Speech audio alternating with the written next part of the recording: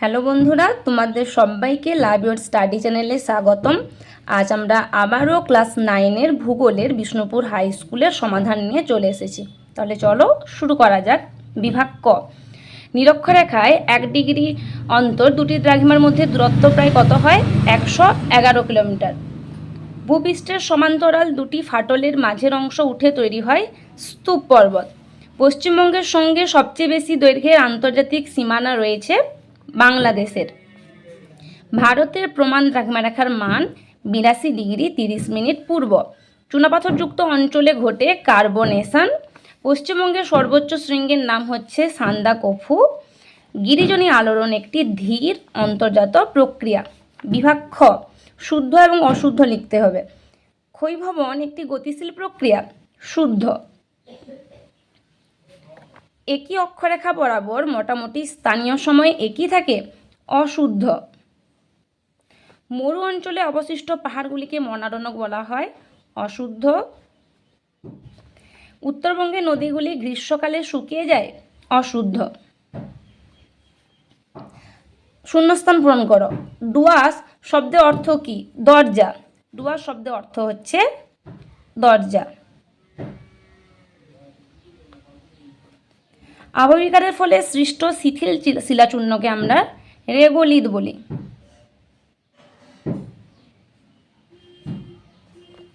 ভারতের দাক্ষিণাত্য মালভূমি ব্যাসল্ট শিলা দ্বারা গঠিত। আর সূর্যের উত্তরায়ণের শেষ সীমা হচ্ছে কর্কট ক্রান্তি রেখা।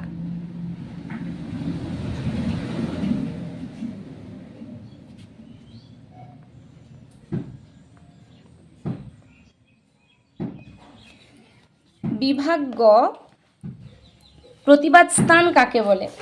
তো প্রতিবাদ স্থান রায়মার্টিন সহায়িকায় 100 নম্বর পৃষ্ঠায় প্রতিবাদ স্থান কাকে বলে রয়েছে নাকি ভূপৃষ্ঠের উপর অবস্থিত কোনো বিন্দু বা স্থান থেকে কল্পিত রেখা পৃথিবীর কেন্দ্রের মধ্য দিয়ে প্রসারিত করলে তা বিপরীত প্রান্তে যে বিন্দু বা স্থানে স্পর্শ করে তাকেই প্রথম বিন্দু বা প্রথম স্থানের প্রতিবাদ স্থান বলা হয়। এর বৈশিষ্ট্য দিয়ে দিতে হবে। বৈশিষ্ট্য কি না, গোলার্ধ কোনো স্থানের প্রতিবাদ স্থান সর্বদাই সেই সমস্থানের বিপরীত গোলার্ধে অবস্থান করে। আর অক্ষাংশ কোনো স্থান ও তার প্রতিবাদ স্থানে অক্ষাংশের মান একই হয় কিন্তু গোলার্ধের পরিবর্তন ঘটে। আর দ্রাঘিমা কি, কোনো স্থান ও তার প্রতিবাদ স্থানের দ্রাঘিমার পার্থক্য 180 ডিগ্রি হয়। তাই প্রতিবাদ স্থানের দ্রাঘিমা নির্ণয় করতে গেলে প্রদত্ত স্থানের দ্রাঘিমাকে 180 ডিগ্রি থেকে বিয়োগ করতে হয়। আর সময় কি, কোনো স্থান ও তার প্রতিবাদ স্থানের দ্রাঘিমার পার্থক্য 180 ডিগ্রি হয়, সময়ের পার্থক্য হয় 720 মিনিট বা 12 ঘন্টা। এই পয়েন্টগুলো দিতে হবে। 2 নম্বর হচ্ছে ব্যবচ্ছিন্ন মালভূমি কাকে বলে? ব্যবচ্ছিন্ন মালভূমির উত্তরটি রায়মার্টিন সহায়িকার 130 নম্বর পৃষ্ঠাতে রয়েছে।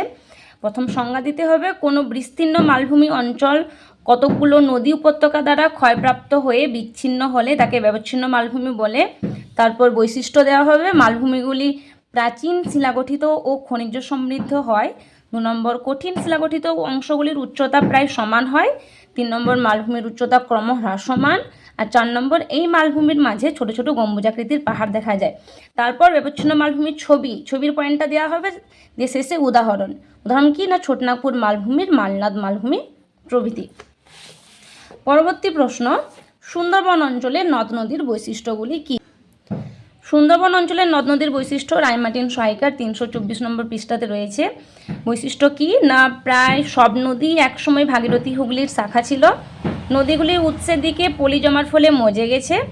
আর 3 নম্বর, বর্তমানে উৎস থেকে বিচ্ছিন্ন হয়ে নদীগুলির সমুদ্রের লবণাক্ত জলে পূর্ণ খাঁড়িতে পরিণত হয়েছে।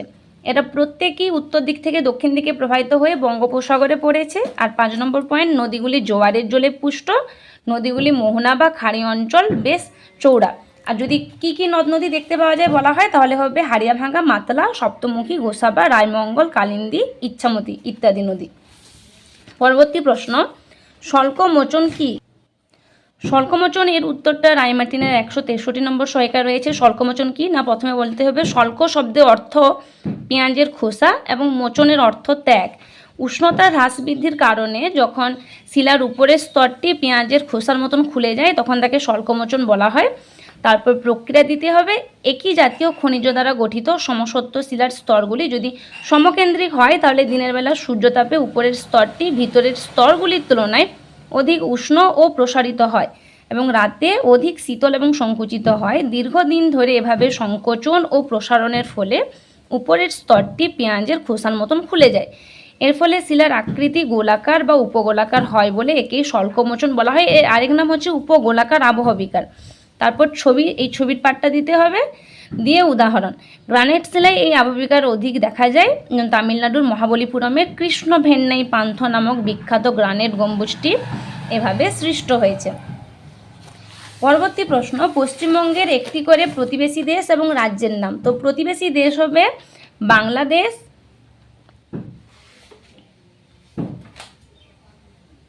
আর রাজ্যের নাম হবে ঝাড়খণ্ড।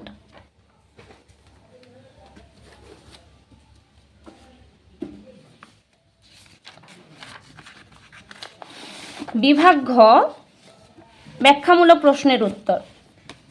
অক্ষরেখা দ্রাঘিমারেখার পার্থক্য কি? অক্ষরেখা দ্রাঘিমারেখার পার্থক্য 103 নম্বর পৃষ্ঠাতে রয়েছে রাইমার্টিন সহায়িকায়। প্রথমে কি সংজ্ঞা।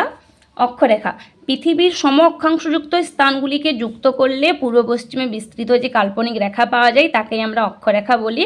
আর দ্রাঘিমারেখা পৃথিবীর সম দ্রাঘিমাযুক্ত স্থানগুলিকে যুক্ত করলে উত্তর দক্ষিণে যে কাল্পনিক রেখা পাওয়া যায় তাকে আমরা দ্রাঘিমারেখা বলি। সংখ্যা নিরক্ষরেখার উভয় দিকে সমান্তরালভাবে 1 ডিগ্রি পরপর 89টি বৃত্তাকার অক্ষরেখা টানা যায়, আর মূল মধ্যরেখার উভয় দিকে 180টি অর্ধ বৃত্তাকার দ্রাঘিমারেখা টানা যায়। আকৃতি কীরকম? অক্ষরেখাগুলি পূর্ণবৃত্তাকার হয়, দ্রাঘিমারেখাগুলি অর্ধবৃত্তাকার হয়। সর্বোচ্চ ও সর্বনিম্ন মান অক্ষরেখা সর্বোচ্চ মান 90 ডিগ্রি এবং সর্বনিম্ন মান 0 ডিগ্রি হয়। দ্রাঘিমারেখার সর্বোচ্চ মান 180 ডিগ্রি এবং সর্বনিম্ন মান 0 ডিগ্রি। মধ্যবর্তী দূরত্ব কি না, পরস্পর সমান্তরাল হওয়ায় দুটি অক্ষরেখার মধ্যবর্তী দূরত্ব সর্বদাই সমান হয়, আর পরস্পর সমান্তরাল না হওয়ায় দুটি দ্রাঘিমারেখার মধ্যবর্তী দূরত্ব নিরক্ষরেখায় সবচেয়ে বেশি হয় এবং উত্তর এবং দক্ষিণ দিকে এই দূরত্ব কমতে কমতে সুমেরু ও কুমেরু বিন্দুতে দ্রাঘিমারেখায় দুটি মিলিত হয়। পরিধি কীরকম না, অক্ষরেখাগুলির পরিধি নিরক্ষরেখা থেকে উভয় মেরুর দিকে ক্রমশ কমতে কমতে অবশেষে দুটি বিন্দুতে পরিণত হয়, আর দ্রাঘিমারেখাগুলির পরিধি সর্বত্রই সমান হয়। আর বেশি পয়েন্ট দেওয়া দরকার নেই। পরবর্তী প্রশ্ন, আন্তর্জাতিক তারিখরেখার স্থানে স্থানে বাঁকিয়ে টানা হয়েছে কেন? এর উত্তরটা 102 নম্বর পৃষ্ঠাতে রয়েছে রাইমার্টিন সহায়িকায়। না, আন্তর্জাতিক তারিখরেখা সর্বত্র 180 ডিগ্রি দ্রাঘিমারেখাকে অনুসরণ করেনি, মাঝে মাঝে এই রেখাটিকে বাঁকিয়ে দেওয়া হয়েছে। যেমন উত্তর সাগরে ক্রোব এবং ভ্রাঙ্গেলিয়া দ্বীপের কাছে 11 ডিগ্রি পূর্বে বাঁকিয়ে বেরিং সাগরের উপর দিয়ে টানা হয়েছে। 2 নম্বর, এলুসিয়ান দ্বীপপুঞ্জকে এড়ানোর জন্য প্রায় 7 ডিগ্রি পশ্চিমে বাঁকিয়ে দেওয়া হয়েছে। 3 নম্বর, ফিজি, টোঙ্গা, চেথাম প্রভৃতি দ্বীপপুঞ্জের নিকট 11 ডিগ্রি পূর্বে বাঁকিয়ে দেওয়া হয়েছে।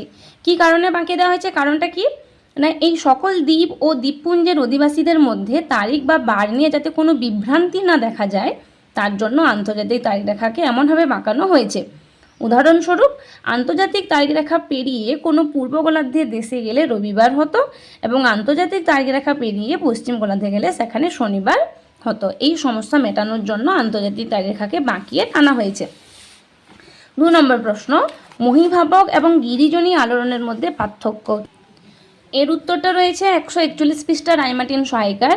প্রথম হচ্ছে মহীভাবক আলোড়ন। অর্থ, মহী অর্থাৎ মহাদেশ এবং ভাবক অর্থাৎ উদ্ভব। মহীভাবক কথার অর্থ মহাদেশের উদ্ভব, আর গিরিজনী আলোড়ন গিরি অর্থাৎ পর্বত এবং জনি অর্থাৎ সৃষ্টি। গিরিজনী কথার অর্থ পর্বত সৃষ্টি। 2 নম্বর সংজ্ঞা, যে ভূ আলোড়নের প্রভাবে উত্থান ও অবনমনের মধ্য দিয়ে মহাদেশের গঠন নির্ধারিত হয় তাকে মহীভাবক আলোড়ন বলে, আর যে আলোড়নের প্রভাবে শিলাস্তরে ভাঁজ পড়ে গিরি বা পর্বত গঠিত হয় তাকে গিরিজনী আলোড়ন বলে। প্রকৃতি, এই আলোড়ন পৃথিবীর ব্যাসার্ধ বরাবর অর্থাৎ উলম্বভাবে ক্রিয়া করে, আর এই আলোড়ন পৃথিবীর স্পর্শক বরাবর অর্থাৎ অনুভূমিকভাবে ক্রিয়া করে। শিলাস্তরের সরণ, এর প্রভাবে উপরের দিকে বা নিচের দিকে শিলাস্তরের সরণ ঘটে, আর এর প্রভাবে পাশের দিকে শিলাস্তরের সরণ ঘটে। ব্যাপ্তি, এর প্রভাব সাধারণত স্থানীয়ভাবে ঘটে থাকে, আর সাধারণত বিশাল অঞ্চল জুড়ে এই আলোড়নের প্রভাব দেখা যায়। শ্রেণীবিভাগ, মহীভাবক আলোড়ন 2 প্রকার, ঊর্ধ্বমুখী আলোড়ন এবং নিম্নমুখী আলোড়ন, আর গিরিজনী আলোড়ন 2 প্রকার, সংকোচন এবং প্রসারণ। সৃষ্ট ভূমিরূপ কী কী ভূমিরূপ সৃষ্টি হয়? স্তূপ পর্বত, গ্রস্ত উপত্যকা, মালভূমি, ভৃগুতট প্রভৃতি। আর এখানে হিমালয়, রকি, আন্দিজ প্রভৃতি ভঙ্গিল পর্বত এবং চ্যুতি ইত্যাদি। পরবর্তী প্রশ্ন, আগ্নেয় পর্বত কিভাবে গঠিত হয়? এর উত্তরটি ছায়া সহায়িকা 83 নম্বর পৃষ্ঠাতে রয়েছে। আগ্নেয় পর্বতের উৎপত্তি। ভূ অভ্যন্তরে ম্যাগমা কখনো কখনো ভূত্বকের কোনো গভীর ফাটল বা সুড়ঙ্গ পথ ধরে ভূপৃষ্ঠে উঠে আসে এবং নির্গমনের মুখের চারধারে স্তূপীকৃত হয়ে জমতে জমতে পর্বতের আকার ধারণ করে। এভাবে আগ্নেয় পদার্থ সঞ্চয়ের ফলে সৃষ্টি হয় বলে এর নাম আগ্নেয় পর্বত বা সঞ্চয়জাত পর্বত, যেমন কি জাপানের ফুজিয়ামা, ইতালির ভিসুভিয়াস প্রভৃতি আগ্নেয় পর্বত। পাঁচ সংস্থান তত্ত্বের সাহায্যে আমরা আগ্নেয় পর্বতের উৎপত্তির ব্যাখ্যা সহজেই করতে পারি। 1 নম্বর কি অভিসারী পাত সীমান্ত। যখন দুটি পাত পরস্পরের দিকে অগ্রসর হয় তখন তাদের মধ্যবর্তী পাত সীমান্তকে অভিসারী পাত সীমান্ত বলে। দুটি পাতের সংঘর্ষে অপেক্ষাকৃত ভারী পাতটি হালকা পাতের নিচে নেমে যায়। ভূগর্ভস্থ তাপে ও নিমজ্জিত পাতের সামনের অংশ গলে গিয়ে ফাটল বরাবর বাইরে বেরিয়ে আসে অগ্নুৎপাতের মাধ্যমে এবং সঞ্চিত হয়ে আগ্নেয় পর্বতের রূপ ধারণ করে বা সৃষ্টি করে। 2 নম্বর কি না প্রতিসারী পাত সীমান্ত। যে পাত সীমান্ত বরাবর দুটি পাত পরস্পরের বিপরীত দিকে সঞ্চালিত হয় তখন সেই পাত সীমান্তকে আমরা প্রতিসারী পাত সীমান্ত বলি। এক্ষেত্রে দুটি পাতের বিপরীত দিকে চলনের ফলে মধ্যবর্তী শূন্য স্থান বরাবর ভূ অভ্যন্তরের ম্যাগমা বাইরে বেরিয়ে এসে আগ্নেয়গিরি তথা আগ্নেয় পর্বত সৃষ্টি করে। 3 নম্বর হচ্ছে উত্তাপ কেন্দ্র বা হটস্পট। ভূগর্ভের যেসব স্থানে পরিচলন স্রোতের ঊর্ধ্বমুখী প্রবাহের কারণে তাপমাত্রা অত্যন্ত বেশি, সেই উত্তাপ কেন্দ্রকে আমরা হটস্পটগুলির উপর সৃষ্ট ম্যাগমার ঊর্ধ্বমুখী প্রবাহ বা প্লিউম ভূত্বকে দুর্বল অংশ ভেদ করে ভূপৃষ্ঠে বেরিয়ে এসে আগ্নেয়গিরি তথা আগ্নেয় পর্বত সৃষ্টি করে। এভাবেই আগ্নেয় পর্বতের উৎপত্তি হয়। উদাহরণ কি না সাহারার টিবেস্টি এরকম একটি আগ্নেয় পর্বত। পরবর্তী প্রশ্ন হচ্ছে আবহবিকার এবং ক্ষয়ভবনের মধ্যে 3টি পার্থক্য। আবহবিকার এবং ক্ষয়ভবনের মধ্যে 3টি পার্থক্য রাইমার্টিন সহায়িকাতে রয়েছে 174 নম্বর পৃষ্ঠা। না প্রথমে কি না সংজ্ঞা। আবহবিকার হচ্ছে মূল শিলাস্তর থেকে শিলার উপরিভাগের বিয়োজন বা বিচ্ছিন্নকরণ। এবং ক্ষয়ভবন কি না ক্ষয়ভবন হচ্ছে শিলার উপরিভাগের চূর্ণ বিচূর্ণ হয়ে অপসারিত হয়ে যাওয়া। 2 নম্বর উপাদান। আবহাওয়ার বিভিন্ন উপাদান অর্থাৎ উষ্ণতা, বৃষ্টিপাত, তুষারপাত ইত্যাদির সাহায্যে শিলার উপরিভাগ বিচ্ছিন্ন হয়ে মূল শিলাস্তরের উপর পড়ে থাকে। আর ক্ষয়ভবন আবহাওয়ার বিভিন্ন উপাদান ছাড়াও প্রাকৃতিক শক্তি যেমন নদী, হিমবাহ ইত্যাদির সাহায্যে শিলা ক্ষয়প্রাপ্ত হয়। 3 নম্বর প্রকৃতি। অত্যন্ত ধীর প্রক্রিয়ায় আবহবিকার ঘটে, ক্ষয়ভবন খুব দ্রুত সংঘটিত হয়। উন্মুক্ততা। আবহবিকারের ফলে মূল শিলার অভ্যন্তরভাগের শিলাস্তর উন্মুক্ত হয়ে পড়ে না, ক্ষয়ভবনের ফলে মূল শিলার অভ্যন্তরভাগের শিলাস্তর উন্মুক্ত হয়ে পড়ে, তাই এই প্রক্রিয়ার আরেক নাম নগ্নীভবন বলা হয়। অপসারণ। আবহবিকারের সঙ্গে অপসারণ প্রক্রিয়া যুক্ত নয়, ক্ষয়ভবনের সঙ্গে অপসারণ প্রক্রিয়া যুক্ত। গঠন কাজ। নতুন নতুন ভূমিরূপের সৃষ্টি হয়, এখানে কোনো নতুন ভূমিরূপের সৃষ্টি হয় না। এর পরবর্তী প্রশ্ন জৈব রাসায়নিক আবহবিকার কিভাবে সংগঠিত হয়? জৈব রাসায়নিক আবহবিকার এর উত্তরটি রাইমার্টিন সহায়িকার 165 নম্বর পৃষ্ঠাতে রয়েছে। নাকি জীবজগৎ দ্বারা যান্ত্রিক ও রাসায়নিক পদ্ধতিতে শিলা চূর্ণ বিচূর্ণ ও বিয়োজিত হলে তাকে আমরা জৈব আবহবিকার বলি। জৈব আবহবিকার সাধারণত 2টি পদ্ধতিতে সংঘটিত হয়, জৈব যান্ত্রিক আবহবিকার, জৈব রাসায়নিক আবহবিকার। জৈব যান্ত্রিক আবহবিকার না জৈব যান্ত্রিক আবহবিকার আবার 3 ভাবে গঠিত হয়। উদ্ভিদ দ্বারা সৃষ্ট জৈবযান্ত্রিক আবহবিকার, প্রাণীদের দ্বারা সৃষ্ট জৈবযান্ত্রিক আবহবিকার এবং মনুষ্যের বিভিন্ন কার্যাবলী। উদ্ভিদ দ্বারা সৃষ্ট জৈবযান্ত্রিক আবহবিকার শিলাস্তরের উপর কোনো গাছপালা জন্মালে ওই গাছপালা শিকড় শিলার মধ্যস্থিত ফাটলের মধ্যে প্রবেশ করে শিলাস্তরকে ফাটিয়ে দেয়। এর ফলে শিলা চূর্ণ বিচূর্ণ হয়ে মূল শিলাস্তর থেকে বিচ্ছিন্ন হয়ে পড়ে। আর 2 নম্বর প্রাণীদের দ্বারা সৃষ্ট জৈবযান্ত্রিক আবহবিকার কেঁচো, ছুঁচো, ইঁদুর, খরগোশ, পেড়ি, কুকুর ইত্যাদি প্রাণী ও নানা প্রকার কীটপতঙ্গ শিলার উপর গর্ত খুঁড়ে শিলার আবহবিকারে সাহায্য করে। আর 3 নম্বর মানুষের বিভিন্ন কার্যাবলী, রাস্তা নির্মাণ, কৃষিকাজ করা, খনিজ দ্রব্য উত্তোলন, বৃক্ষছেদন, এর ফলে শিলার আবহবিকার হয় এবং এর ফলে শিলা চূর্ণ বিচূর্ণ হয়ে থাকে। আর 2 নম্বর পয়েন্ট হচ্ছে জৈব রাসায়নিক আবহবিকার।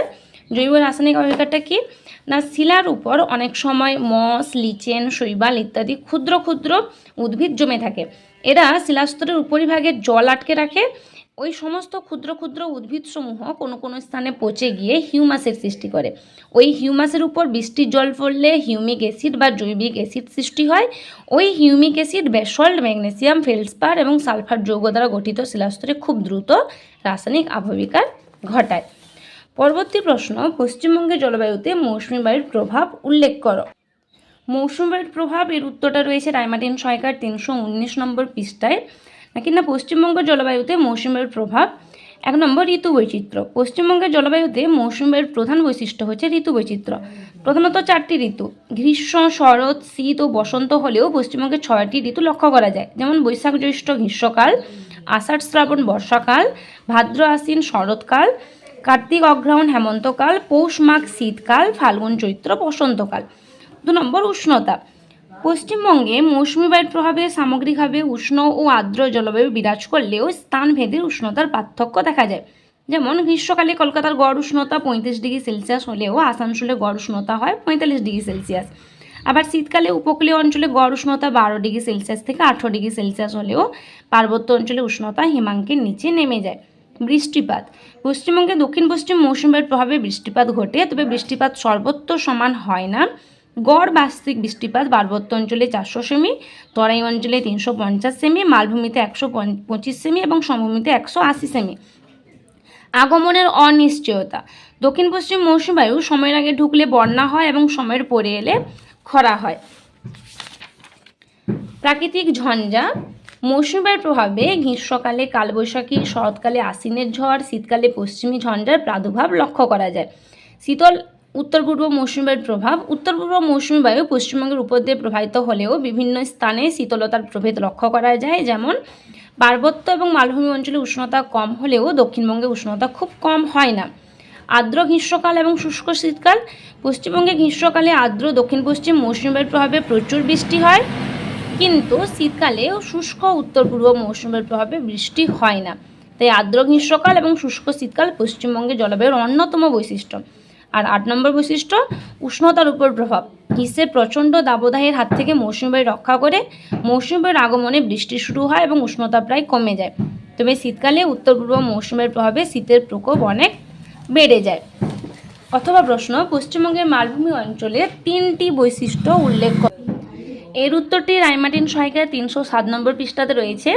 প্রথমে অবস্থান। সমগ্র পুরুলিয়া জেলাসহ বাঁকুড়া, ঝাড়গ্রাম, পশ্চিম মেদিনীপুর, বীরভূম, পশ্চিম বর্ধমান জেলার তরঙ্গায়িত ভূভাগ নিয়ে মালভূমি অঞ্চলটি গঠিত হয়েছে। পশ্চিমবঙ্গের পশ্চিমাংশে অবস্থিত বলে একে পশ্চিমের মালভূমিও বলা হয়। ভূপ্রাকৃতিক বৈশিষ্ট্য। পশ্চিমে মালভূমি অঞ্চল ছোটনাগপুর মালভূমির অংশবিশেষ। এটি প্রাচীন এবং রূপান্তরিত আগ্নেয় শিলা দ্বারা গঠিত। দীর্ঘদিনব্যাপী ক্ষয়ের ফলে মালভূমিটি প্রায় সমপ্রায় ভূমিতে পরিণত হয়েছে। এটি ভূগঠনের দিক থেকে পশ্চিমবঙ্গের প্রাচীনতম অংশ। মালভূমি অঞ্চলে গড় উচ্চতা 100 মিটারের বেশি। অঞ্চলটি উঁচু নিচু অর্থাৎ তরঙ্গায়িত। সমগ্র মালভূমিটি কাঁকরযুক্ত মাটি নিয়ে গঠিত অর্থাৎ ল্যাটেরাইট মাটি দ্বারা আবদ্ধ। মালভূমি অঞ্চলে স্থানে স্থানে কঠিন শিলাগঠিত উঁচু পাহাড় আছে। এখানে উচ্চভূমি বা টিলাকে স্থানীয় ভাষায় ডুংরি বলে। মালভূমি অঞ্চলটিকে 2টি ভাগে ভাগ করা হয়, পূর্ব দিকের মালভূমি এবং পশ্চিম দিকের মালভূমি। পূর্বাংশের মালভূমির এর অবস্থান কোথায়? ঝাড়গ্রাম এবং বাঁকুড়ার পশ্চিমাংশ নিয়ে এই অংশটি গঠিত। শিলার প্রকৃতি, এই অঞ্চলটি কাঁকরপূর্ণ শিলা দ্বারা গঠিত। উল্লেখযোগ্য পাহাড় বাঁকুড়ার শুশুনিয়া, বিহারীনাথ, পশ্চিম মেদিনীপুরের বেলপাহাড়ি। আর পশ্চিমাংশের মালভূমি কি অবস্থান কোথায়? বীরভূমের পশ্চিমাংশ, পশ্চিম বর্ধমান এবং সমগ্র পুরুলিয়া জেলায় এই অঞ্চলটি গঠিত। শিলার প্রকৃতি, এই অঞ্চলটি প্রাচীন গ্রানাইট ও নিঃশিলা দ্বারা গঠিত। এখানে উল্লেখযোগ্য পাহাড় কি রয়েছে? পুরুলিয়ার অযোধ্যা, বাঘমুন্ডি, পাঞ্চেত, ভান্ডারি, বীরভূমের মামাভাগ্নে, মৌরাখালী, পাথুরাখালী। অযোধ্যা পাহাড়ের গোর্গাবুরু এই অঞ্চলের সর্বোচ্চ শৃঙ্গ। বিভাগ ঙ, পাঁচ সংস্থান তত্ত্বের আলোকে ভঙ্গিল পর্বতের উৎপত্তি চিত্রসহ ব্যাখ্যা করো। এর উত্তরটি রাইমার্টিন সহায়িকার 122 নম্বর পৃষ্ঠাতে রয়েছে। কীরকম? পাঁচ সংস্থান তত্ত্ব আবিষ্কার। ভূবিজ্ঞানী জেটি উইলসন 1965 খ্রিস্টাব্দে প্রথম পাঁচ শব্দটি ব্যবহার করেন। এরপর ম্যাকেঞ্জি, পার্কার, মর্গান প্রমুখ বিজ্ঞানীগণ এই তত্ত্বের অবতারণা করলেও ফরাসি বিজ্ঞানী লা পিঁচোকে আমরা পাঁচ সংস্থান তত্ত্বের জনক নামে আখ্যা দিই। তত্ত্বের মূল বক্তব্য, না পৃথিবীর ভূত্বক অনেকগুলো খণ্ডের সমষ্টি, প্রতিটি খণ্ডকে আমরা পাদ বলি। ভূত্বকে এই ধরনের 7টি বড় পাত, 8টি মাঝারি এবং 20টির বেশি ছোট পাত আছে। অ্যাস্তনোস্ফিয়ারের উপর ভাসমান পাতগুলি তাপের পরিচালন স্রোতের কারণে সঞ্চারিত হয়। এই পাত সঞ্চালন পরস্পরের দিকে অর্থাৎ অভিসারী, পরস্পরের বিপরীত দিকে অর্থাৎ প্রতিসারী এবং পাশাপাশি অর্থাৎ নিরপেক্ষভাবে এই 3 ভাবে হয়ে থাকে এবং বিভিন্ন ভূমিরূপ গঠন করে, যার মধ্যে উল্লেখযোগ্য হচ্ছে ভঙ্গিল পর্বত। পাত সংস্থান তত্ত্বের ভিত্তিতে ভঙ্গিল পর্বতের উত্থান কীরকম? অভিসারী পাত সীমান্তে ভঙ্গিল পর্বতের উত্থান। অভিসারী পাত সীমান্তে চলমান দুটি পাত পরস্পরের অভিমুখে এসে ধাক্কা খায় এবং সংঘর্ষ সীমান্তে ভঙ্গিল পর্বত সহ নানান ধরনের ভূমিরূপ গঠিত হয়। মহাদেশীয় পাত সীমান্তে ভঙ্গিল পর্বতের উৎপত্তি। সাধারণত দুটি মহাদেশীয় পাতের মাঝখানে থাকে একটি অগভীর অপ্রশস্ত সমুদ্র। একে মহীখাত বা জিওসিনক্লাইন বলা হয়। নদ নদীর মাধ্যমে আসা পলি সঞ্চিত হয়ে এই মহীখাত ভরাট হয়। এদিকে মহাদেশীয় পাত দুটি যত পরস্পরের দিকে এগিয়ে আসে ততই মহীখাত সংকীর্ণ হয় এবং পলিরাশি ভাঁজপ্রাপ্ত হয়ে উপরে উঠে ভঙ্গিল পর্বত গঠন করে। এই উদাহরণ কীরকম? না, ইউরেশীয় পাত ও ইন্দো অস্ট্রেলীয় পাতের পরস্পরের কাছে আসার ফলে টেথিস মহীখাতে সঞ্চিত পলিরাশির মধ্যে ভাঁজ পড়ে হিমালয় পর্বত উত্থিত হয়। ইউরেশিয়া এবং আফ্রিকান পাতের সংঘর্ষে পলিরাশি ভাঁজপ্রাপ্ত হয়ে আল্পস পর্বতে উত্থান ঘটেছে। এই যে মহাদেশীয় পাতের কীভাবে উৎপত্তি হয়েছে তার এই ছবিটা দিতে হবে। তারপর রয়েছে মহাদেশীয় মহাসাগরীয় পাত সীমান্তে ভঙ্গিল পর্বতের উত্থান। যখন একটি মহাদেশীয় পাত ও মহাসাগরীয় পাত পরস্পরের দিকে এগিয়ে আসে তখন অপেক্ষাকৃত ভারী শিলাগঠিত মহাসাগরীয় পাতটি হালকা মহাদেশীয় পাতের নিচে প্রবেশ করে, ফলে মহাদেশীয় পাতের প্রান্তে সঞ্চিত পলিরাশি ভাঁজকে উপরের দিকে ভঙ্গিল পর্বত গঠন করে। উদাহরণ কীরকম? না, উত্তর আমেরিকা পাত ও প্রশান্ত মহাসাগরীয় পাতের মাঝে রকি পর্বতের উত্থান ঘটেছে। দক্ষিণ আমেরিকা ও নাজকা পাতের মাঝে আন্দিজ পর্বতের উত্থান। অস্ট্রেলিয়া পাত এবং প্রশান্ত মহাসাগরীয় পাতের মাঝে গ্রেট ডিভাইডিং রেঞ্জের উত্থান ঘটেছে। তারপর এই ছবিটা দিতে হবে। তারপর 2 নম্বর প্রশ্ন, পশ্চিমবঙ্গের উত্তরে পার্বত্য অঞ্চলে ভূপ্রকৃতির সংক্ষিপ্ত বিবরণ দাও। এর উত্তরটাও সেই রায়মার্টিন সহায়িকার 307 নম্বর পৃষ্ঠাতে রয়েছে। প্রথমে অবস্থান। উত্তরে পার্বত্য অঞ্চলে দার্জিলিং জেলার সদর, শিলিগুড়ি মহকুমা ও কালিম্পং জেলা, জলপাইগুড়ি জেলার উত্তরে অবস্থিত কুমারগ্রাম ও কালেচিন থানা নিয়ে গঠিত। এটি দার্জিলিং হিমালয় পার্বত্য অঞ্চল নামেও পরিচিত। ভূপ্রাকৃতিক বৈশিষ্ট্য কী? না, এটি পূর্ব হিমালয়ের অংশ।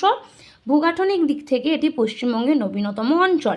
এই অঞ্চল উত্তর দিকে দক্ষিণে ঢালু। এই অঞ্চলটি পাললিক এবং রূপান্তরিত শিলা দ্বারা গঠিত। পার্বত্য অঞ্চল ঢাল খাড়া। অঞ্চলটির ভূপ্রকৃতি বন্ধুর।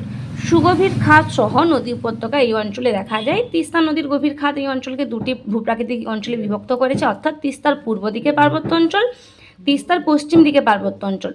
তিস্তার পূর্ব দিকে পার্বত্য অঞ্চল কি ভূপ্রকৃতি তুলনামূলকভাবে কম প্রসারিত এবং কম উচ্চতাযুক্ত। পর্বতশ্রেণী, দুটি পর্বতশ্রেণী এখানে অবস্থিত, দেওলা এবং দূরবীন দ্বারা। বিশেষত্ব এবং শৃঙ্গসমূহ কি? পূর্ব অংশে দূরবীন দ্বারা সর্বোচ্চ শৃঙ্গ ঋষিলা, ভুটান সিকিম সীমান্তে অবস্থিত। জলপাইগুড়ির উত্তরাংশে অবস্থিত সিনচুলা, এর সর্বোচ্চ শৃঙ্গের নাম বৃণীগাঙ্গ। রায়ডাক নদীর পশ্চিমে বক্সা জয়ন্তী পাহাড় আছে। ক্রমাগত ক্ষয়ের ফলে এর উচ্চতা কমে গেছে। এখানে অবস্থিত বক্সাদ্বার গিরিপথ হচ্ছে জলপাইগুড়ির থেকে ভুটানের প্রবেশপথ। 2 নম্বর, তিস্তার পশ্চিম দিকে পার্বত্য অঞ্চল। ভূপ্রকৃতি অনেক বেশি প্রসারিত ও এখানকার উচ্চতাও বেশি। পর্বতশ্রেণী, এই অঞ্চলে দুটি পর্বতশ্রেণী রয়েছে, সিঙ্গালীলা এবং দার্জিলিং পর্বতশ্রেণী।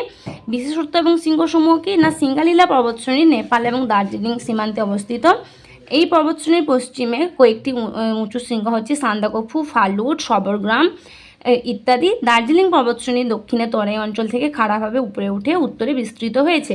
এর অপর নাম ঘুম রেঞ্জ। এই পর্বতশ্রেণীর দক্ষিণে টাইগার হিল শৃঙ্গ অবস্থিত।